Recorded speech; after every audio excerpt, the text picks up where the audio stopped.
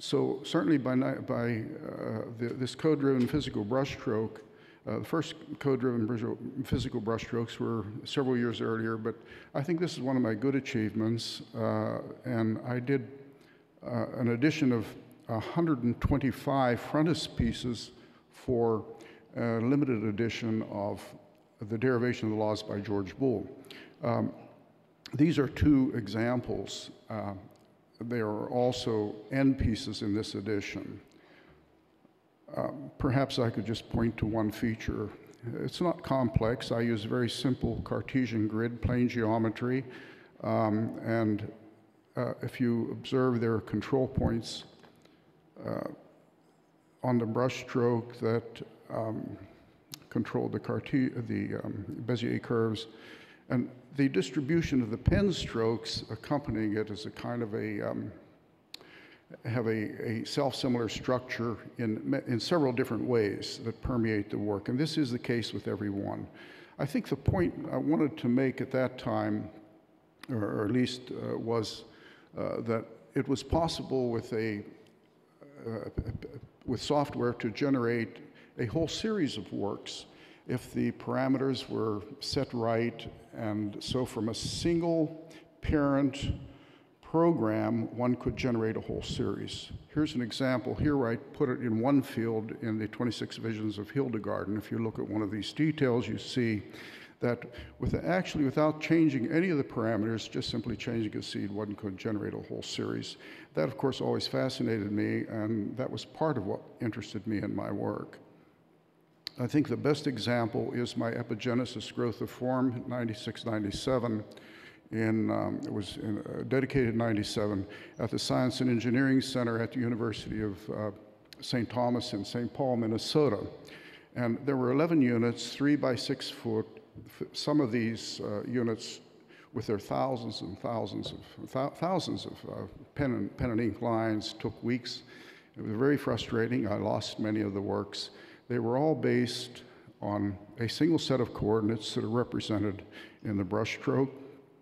And so I achieved, as it were, the bureau itself is a kind of SIGGRAPH. That is to say, it's a series of improvisations based on a single theme. Other aspects of more recent work would be my Pearl Park scriptures, which introduced algorithmic glyphs that are literally translations of text, in this instance, a text by Galileo. The visual form, again, is generated from a single set of coordinates that is repeated throughout in every pen stroke, which are literally perhaps 1,500 or so pen strokes. The best example of this work would be my mural for the Spalding University. It spans over 24 feet, and this is at Spalding University in Louisville, Kentucky. We dedicated that, I believe it was in 2006. It's a rather recent work.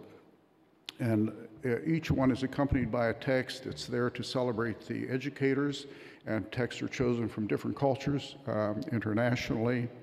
And finally, I want to conclude by showing almost a 180-degree turn back to where I began 2 years ago or 3 years ago. I began this project, resurrected drawings I had made in the early 70s for an upside-down children's book with collaborating with my wife, who was the wordsmith for the book. And I scanned all those original drawings and created also an upside-down mural. This is for the Fred Rogers Center for Early Childhood Learning in Latrobe, Pennsylvania, and the mural spans 2 floors. We dedicated the book to Fred Rogers, who's known, of course, for Mr. Rogers' Neighborhood.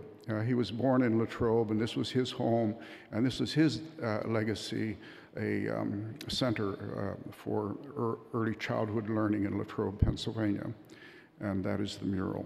And finally, I would conclude by showing, for those of you who do know Alice and myself, this was a picture taken exactly 1 year ago today and a day when we dedicated the mural.